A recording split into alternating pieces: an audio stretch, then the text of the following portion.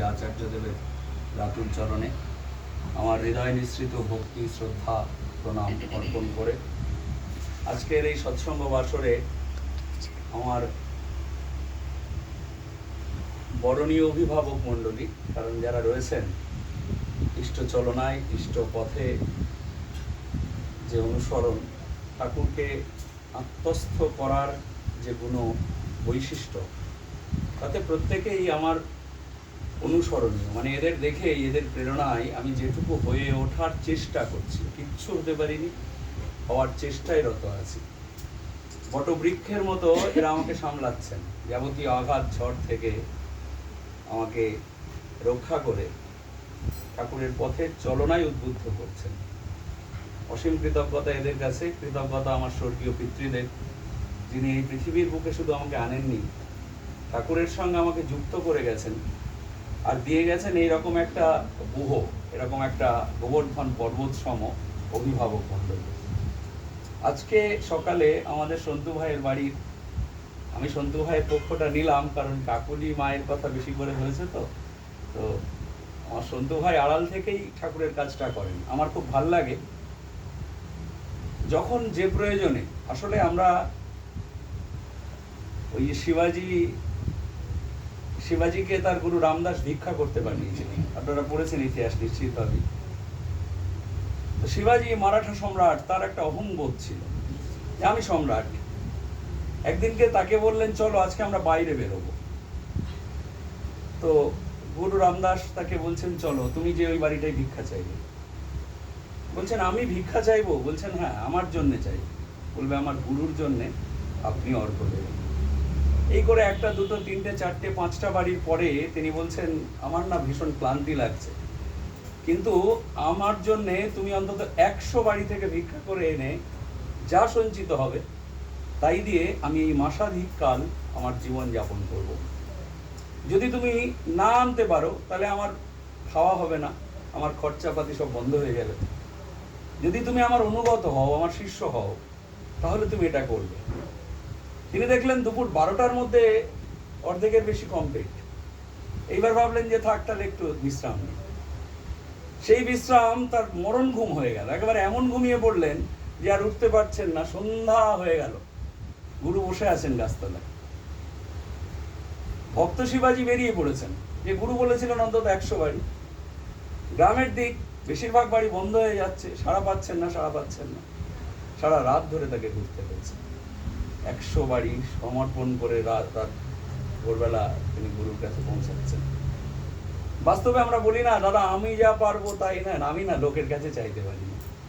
তারপরে আচার্যদেব তো একটা লাইসেন্স দিয়েছেন, এখন অর্ঘ্য চাইবেন না। বোধহয় আমাদের মনের যে চাহিদা সেটা অনুধাবন করতে পেরেছেন, যে চাওয়ার মাধ্যমে আমি যেন ছোট হয়ে যাই।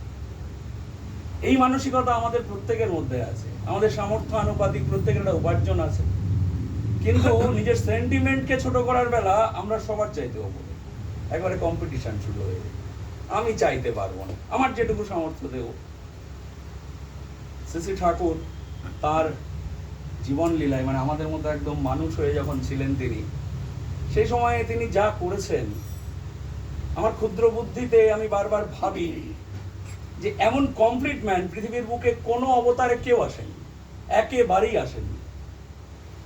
প্রত্যেকটা দর্শন, প্রত্যেকটা কথার অনন্ত বিস্তৃত ব্যাখ্যা হতে পারে, যে ব্যাখ্যা পুঁথি দিয়ে মেলে না, বিজ্ঞান সর্বস্বতায় মেলে না। আপনি একটা বাণীকে আজকে রাতে পড়ুন, কাল সকালে পড়ুন, দুটো তিনটে ভিশন আপনার সামনে দেখা দেবে। তিনি এতটা বিস্তৃত। আচার্যদেব বলেন না নিয়মিত পড়াশুনো করার কথা। অবিন্দ দাদা আমাদের সাথে একান্ত আলাপচারিতায় বসেছেন, একান্ত আলাপচারিতায় খোলা মনে আড্ডা দিচ্ছেন, পা তুলছেন, কফি খাচ্ছেন, আমাদেরকে কফি অফার করছেন। বলতে বলতে বলছেন আচার্যদেবকে আমি কোনো সময় ঘুমাতে দেখিনি। একদম এই কথাটা বললেন যে আমি বাবার কথা বলছেন না, বলছেন আচার্যদেবকে আমি ঘুমাতে দেখিনি। কেন বলছেন? বলছেন আমরা যখন ঘুমাতে চলে যাই তখন দেখছি আচার্যদেব তিনি নিয়ত অভ্যাসে পড়ছেন, ঠাকুরকে আলোচনা প্রসঙ্গে পড়ছেন, অন্যান্য বই পড়ছেন। আমি অবাক হয়ে গিয়েছিলাম। শ্রদ্ধেয় বলরাম পণ্ডিত দা সেবার একটা অ্যালবাম বেরোবে ঠাকুরের জন্ম উৎসবে, গানের একটা অ্যালবাম এবং অডিও ভিজুয়াল ভিডিও দিয়ে হবে। সেই গানটার লিপিং আচার্যদেবকে দেখানো হয়েছে প্রথম কপিটা। তিনি বলরাম দা আর প্রদীপ দাকে ডেকে বলছেন ওই লিপিংগুলো না ঠিক হয়নি, মানে ঠোঁটের যে মিলনটা শব্দের সঙ্গে মিলছে না। লয়ের উচ্চারণটার সময় ঠোঁট যেমন থাকবে, স্বয়ের উচ্চারণে তেমন থাকছে। এই গানগুলো যারা মুখ দিচ্ছে, অভিনয় করছে, তাদেরকে গাওয়াতে হবে, শেখাতে হবে। বলরাম দাকে বললেন আপনি শেখাবেন, সুরটা দেবেন, নিজে গাইবেন, ওদের গাওয়াবেন। কাজটা ঠাকুরের, তো সেখানে যেন কোনো ত্রুটি না হয়। এটা হচ্ছে তার অনুশাসন, তার দর্শন।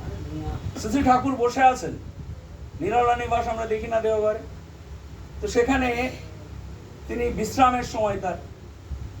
এবার ঠাকুর এসছেন, বিশ্রাম করছেন।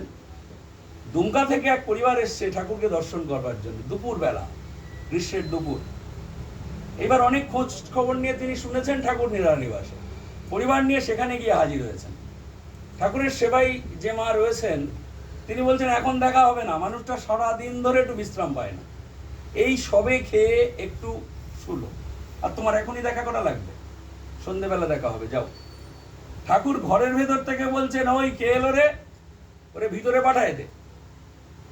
ওই দাদা তো ঠাকুর ডেকেছেন, আর তাকে কে আটকায়, পরিবার নিয়ে সোজা গিয়ে ঠাকুরকে প্রণাম করছেন। আর বাইরে থেকে ওই মা বলছেন শালা শেয়াল কুকুরের দল, ঠাকুরের বিশ্রামটাও নিতে দেবে না, এদের একটু দয়া মায়া নেই।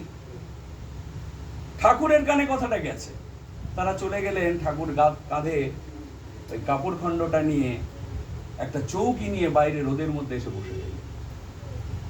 ওই মা অনেক কথা বললেন, প্রায় হাতে পায়ে ধরলেন। ঠাকুর কোনো উত্তরও করলেন না, সান্ধ্য প্রার্থনা হলো, ভক্তদের নিয়ে বসে রইলেন। ওখান থেকে বেরিয়ে সেদিন আর নিরালা নিবাসে ঢুকলেন না, সোজা চলে গেলেন তার ঘরে। ভক্তরা অবাক। পরে 2 দিন 3 দিন তিনি নিরালা নিবাসের নাম মুখেও আনছেন না, সব কিছু আছে তার রুটিনে, শুধু নিরালা নিবাস নেই। ওই মা গিয়ে একান্তে ঠাকুরের কাছে কাঁদতে কাঁদতে বলছেন ঠাকুর আমার সেবায় কি ত্রুটি হলো, তুমি কেন নিরালা নিবাসে যাচ্ছ না? ঠাকুর মুখটা কালো করে মলিন করে বলছেন শেয়াল কুকুরের বাবা শেয়াল কুকুরই হয়, শেয়াল কুকুরের জন্য মানুষের ঘর না রে, ওখানটায় আমি আর যাবো না। ছেলে মেয়েরা বাপের কাছে আইছে, তুই তাদের শেয়াল কুকুর করলি, তাহলে আমি শেয়াল কুকুরের বাপ হই, আমি কি, আমারে কি ভাবিস তুই? এই হচ্ছে তার অনুশাসন, এটা হচ্ছে তার লীলা, তার প্রেম। আমরা তাকে গুরু রূপে পেয়েছি, এটা আমাদের পরম সৌভাগ্য। যারা এখনো সৎসঙ্গের এই ছাতার নিচে আসতে পারেননি, তাদের জীবনে সব আছে, যেটা নেই সেটা সৌভাগ্য। তারা দুর্ভাগ্যকে বহন করে চলেছে। আর আমাদের কাজ, আমাদের দায়িত্ব, ঠাকুর চেয়েছেন সমাজ বাঁচাতে, দেশ বাঁচাতে, মানুষ বাঁচাতে। আমরা মানুষের কাছে কাছে চলে যাচ্ছি। ভগবান যিশু বলেছিলেন যে মাছ ধরা জেলে নয়, মানুষ ধরা জেলে হবে তোমরা। ভগবান শ্রীকৃষ্ণ গোবর্ধন পর্বতটা তুলে ধরে আমাদের রক্ষা করেছিলেন। শ্রী চৈতন্যদেব প্রেমের আদর্শে মানুষকে আপন করে নিয়েছিলেন। ভগবান রামকৃষ্ণদেব শিখিয়েছিলেন যে আমাদের হৃদয় কতটা উদার আর সরল হতে পারে। আর এই সব কিছুর সম্মিলন নিয়ে শ্রী শ্রী ঠাকুর অনুকূল চন্দ্র যুগ অবতার হয়ে এলেন আমাদেরকে কমপ্লিট মানুষে পরিণত করতে। আমরা যদি তাকে ভালোবাসি, এই ভাদ্র পরিক্রমার 22টা দিন অতিক্রান্ত। আমাদের সবচাইতে বেশি সমস্যা ডিপিওয়ার কেন করতে হচ্ছে জানেন? আমার ব্যক্তিগতভাবে খুব মনে হয়েছে, আচার্যদেব এই কথা বললেনও, যে আমাদের বলা আর করার মধ্যে একটা বিস্তর ফারাক থেকে যাচ্ছে। আমরা বলছি দাঁড়িয়ে, ভাবালুতায় উদ্বুদ্ধ হচ্ছি, উন্মত্ত হয়ে উঠছি, গানে, কীর্তনে, বক্তৃতায়। এখন এক একটা দিনে বনগার বুকে একই সময় 6টা সৎসঙ্গ 7টা সৎসঙ্গ হয়, তার বেশি করে দেয়া যায়। আমরা এতটা দক্ষ হয়ে উঠেছি, কিন্তু দক্ষতা অভ্যাসে করলে হয় না, দক্ষতা চরিত্রে আনতে হবে। আমাদের ভেতরে সেই প্রেমের উদার একটা আবরণ থাকবে, যে প্রেম দূরের অচেনা মানুষটাকে আমার মুখী করে তুলবে। আমরা ডিপিওয়ারকে গিয়ে আমার ব্যক্তিগত অভিজ্ঞতায় দেখেছি, আমরা বেশি করে বলতে শুরু করি। অবিন্দরা বারবার বারণ করছেন, বলছেন একটা কথা বলবেন না, একটাও না। প্রথম 2, 3, 4 দিন ওই মানুষটার ভেতরের সমস্ত কিছুকে বের করে আনো। আমাদের তো সময় কম, লিস্ট এসছে, পানিহাটির ভাইরা বলেছে 30 তারিখে জমা করতে হবে। অতএব কি করতে হবে, এক বাড়িতে যাবো, ঠাকুর বসিয়ে দিয়ে তবে বেরোবো, এইরকম একটা টার্গেট ফিল করে ফেলছে। হয় না, এটা হতে পারে না। এই সৌরভকে দেখেছি, ছয়গড়িয়ার একটা পরিবার ভীষণ রকমের সমস্যায় পড়েছে। ও 2টো টাইমস এসছে শুধু না, একদিন নিজে গাড়ি ভাড়া করে বনগা মন্দিরে চলে এসছে দুপুরবেলা, এসে বলছে দাদা ওই বাড়িটাই যাব। আমি বললাম তুমি তো দুদিন গেলে। বলছে না কিছু হয়নি তো, আপনার সময় থাকলে আসুন, নাহলে আমি একা চলে যাব। অমিন দাদার নিয়ত সঙ্গ করা না, তাকে অনুসরণ করছে। নিজে গাড়ি ভাড়া করে ওখান থেকে এসছে, আমরা দিতে অফার করেছি যে একটা ভাড়া অন্তত তুমি নাও, বললো না আমাকে আরো অনেকদিন হয়তো আসতে হবে। এই যে চলনটা আমরা তাদের খুব কাছে পাচ্ছি, দেখছি, দেখে আমরা যেন এটাকে আয়ত্ত করি। শ্রী ঠাকুর কালকের সৎসঙ্গে বলছিলাম, সাধনাদিকে রাতের বেলা পড়ানোর দায়িত্ব দিলেন ঠাকুর। সময় হলো রাত 12টা থেকে 1:30। পঞ্চানন সরকার পণ্ডিত মানুষ, ঠাকুর তাকে শুধু বলেছিলেন সৎসঙ্গী মায়েদের শিক্ষা দেবেন, মায়েদের শিক্ষিত করবেন। এটা বাণী নিয়ে দেখেন না খুব অপপ্রচারক, যে মেয়েরা চাকরি করে জনম জাতি তারাই মারে। আমাদের পাল্টা বলতে হবে তো। আজ থেকে 100 বছর আগে বাংলাদেশের প্রত্যন্ত একটা গ্রাম হিমায়তপুর, সেখানে দাঁড়িয়ে তিনি মায়েদের শিক্ষার জন্য আন্দোলন করছেন। রাখুন রামমোহন বিদ্যাসাগরের কথা, শ্রী ঠাকুর অনুকূল চন্দ্রকে ভাবুন, বাস্তব মানুষ হিসেবে রাস্তায় নেমে যে কাজটা করেছেন, গ্রামের বাড়িতে বাড়িতে গিয়ে মায়েদের বলেছেন পড়াশুনো শেখ। সাধনাদির জন্য পঞ্চানন সরকারকে তিনি অনুরোধ করলেন, মাস্টারমশাই টাইম দিতে হবে, আমার সাধনা একটু অঙ্কে কাঁচা, ওর অঙ্কটা আপনি দেখায় দেবেন। পঞ্চানন্দা বলছেন ভোর 5টা থেকে রাত্রির 12টা, মাঝখানে মা একদলা খাবার দেয়, খাই আর দুবার প্রার্থনা করি, ইষ্টবিধি করি, এছাড়া আমার কোনো কাজ নেই, আপনি বলেছেন সবাইরে পড়াতে হবে। আর এমন ছাত্র আমারে দেশেন, তাদের এখন যা বোঝাই পরের মুহূর্তে ভুলে যায়। বলছে মানে? বলছেন এই যে সরোজিনী মা, তারে দিলেন না, আজ যা শেখাই কাল ভুলে যায়। বলছেন কি করে? বলছেন আজ যা বলি কাল ভুলে যায়। ঠাকুর বলছেন মাস্টার মশাইয়েরও তো একই অবস্থা, আজ যা বলি কাল ভুলে যায়। ছাত্রী তার বেশি আর শিখবেটা কি? তার এই যে কথার ভিশনটা, এর বিস্তার, তিনি আমাদের যা বললেন আমরা সেগুলো বাদ দিয়ে বাকিগুলো নিয়ে ব্যাপৃত রইলাম সবাই। তিনি কিন্তু জানেন, বোঝেন। ওই যে সতীশ গোসাই তাকে বলেছিলেন না, সতীশ দা আপনি যদি নরকে চলে যান, এই 2 চোখের বাইরে আপনার আর বিস্তার নেই। আপনি যদি গ্রহান্তরে চলে যান, সেখানেও এই 2টো চোখ পৌঁছাবে, আপনার আর মুক্তি নেই সতীশ দা। এমন লোকরে ধরলেন, সে আপনার পিছন ছাড়বানে না। সুতরাং তার অগোচরে কিচ্ছু নেই। আমি যা ভাবছি, ভাবার চেষ্টা করছি, সবটাই তিনি জানেন, সবটাই বোঝেন। সুতরাং আমাদের ভক্ত হয়ে উঠতে হবে, ভক্ত সাজলে হবে না। পঞ্চানন্দাকে গিয়ে ঠাকুর এবার বললেন যে তরু মা, মানে আমাদের শ্রীশদা আশ্রমের ইঞ্জিনিয়ার, খুব বিখ্যাত মানুষ ছিলেন, প্রতিষ্ঠিত মানুষ, তার মায়ের শিক্ষা দরকার। বলছে ইঞ্জিনিয়ার ছেলের মা অশিক্ষিত হলে চলে না। মাস্টারমশাই আপনি সময় করেন। বলছে আপনি বলেন কি? আপনি বললেন সাধনার জন্য আমাকে 1:30 12টা থেকে, আমার হাতে রইল আবার ভোর 4:30 উঠতে হবে, 3 ঘন্টা সময়। তো বলছে সময়টা কি জানেন তো? সময়টাকে ইচ্ছে মতো বাড়ানো যায়, কমানোও যায়। সময় কখনো স্থির না। যে মানুষ সময় বাড়াতে পারে, সে পরম পিতার আশীর্বাদ পায়। আর যে সময়কে সংক্ষিপ্ত করে, সময়কে ছোট করে, সে রাক্ষসের প্রতিনিধি হয়। একদম পরিষ্কার নিদর্শন। আমরা বলি না টাইম নেই, ছেলের পড়া, মেয়ের টিউশন, আমাদের একটা ক্লাব আছে, আমার অন্যান্য কাজ আছে, আর তার দর্শনটা এই জায়গায়। আমাদের ভাবতে হবে, এই যে অভিযোগ অনুযোগ আমরা করি না, ঠাকুর ধরে ছেলেটা মানুষ হলো না। আচার্যকে কি একজন বলছেন, আমার ছেলে আমার কথা শোনে না, আপনি একটু আশীর্বাদ করেন। বলছেন জন্মের সময় আপনার সঙ্গে ওর কি কন্ট্রাক্ট হয়েছিল? ওই পেপারটা নিয়ে আসুন। যে চুক্তিপত্রটা হয়েছিল, ছেলে বলেছিল আমি সারা জীবন মার কথা শুনে চলবো, ওই চুক্তিপত্রটা নিয়ে আসলে এক্ষুনি ছেলেকে ধরে আমি পেটাবো, ও কাল থেকে আপনার কথা শুনবে। ওই চুক্তিপত্রটা নিয়ে আসুন। মা তো হাঁ করে রয়েছেন, ভাবছেন আচার্যদেব ছেলেকে প্রশ্রয় দিচ্ছেন। বলছেন শোনেন, ও তো আপনার ছেলে, আর আপনাকে জন্ম দিলেন যিনি, এই পৃথিবীতে নিয়ে এলেন যিনি, তাকে গুরুরূপে বরণ করলেন যেদিন, সেদিন বললেন যে তোমাকে প্রতিষ্ঠা করা আমার জীবনের একমাত্র কাজ, সংকল্প। করেছেন প্রতিষ্ঠা? নিজের মধ্যে ঠাকুরত্বকে জাগিয়েছেন নাকি? আপনার চলন চরিত্র দেখে একজনও বলেছে আপনি ঠাকুর সৎসঙ্গী, আপনি ঠাকুরের ডিভোটি? এই প্রশ্নটাকে করুন। আয়নাটা ঠাকুর আমাদের জন্য দিয়ে গেলেন, আয়না হচ্ছেন আচার্যদেব। তিনি কি করছেন আর আমি কি করছি, এই দুটোর ব্যবধান যত বাড়বে, ঈশ্বরের আশীর্বাদ থেকে আমি ততটা বঞ্চিত হব। এই দুটো যত সংযুক্ত হবে, নিকটতর হবে, আমি তত ঈশ্বরের দয়ার অধিকারী হব। এইটা বাস্তব, এইটা সত্যি সহজ হিসাব। তরুমার জন্য টাইম করে দিলেন। পঞ্চানন্দা বললেন ঠিক আছে, আপনি তো চান না যে আমি একটু ঘুমাই, ওই 1:30 থেকে 3টে অবধি হবে।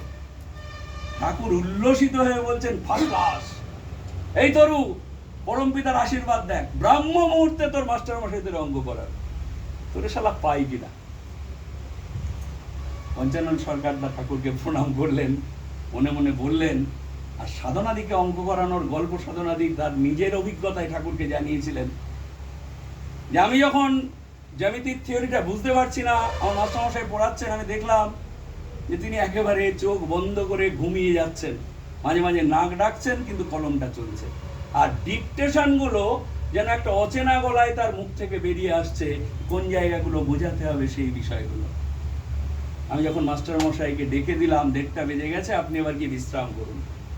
তিনি বললেন, আমি জিজ্ঞাসা করলাম, স্যার একটা কথা শুধু মাস্টারমশাই, আমি স্পষ্ট দেখেছি আপনি ঘুমাচ্ছিলেন, কিন্তু আপনার কলম একবারও বাঁধেনি, আর আপনি ঠিক জায়গাগুলোতে মেরামত করতে যাচ্ছিলেন, আমার বোঝার জায়গাগুলোতে ঠিক বলছিলেন।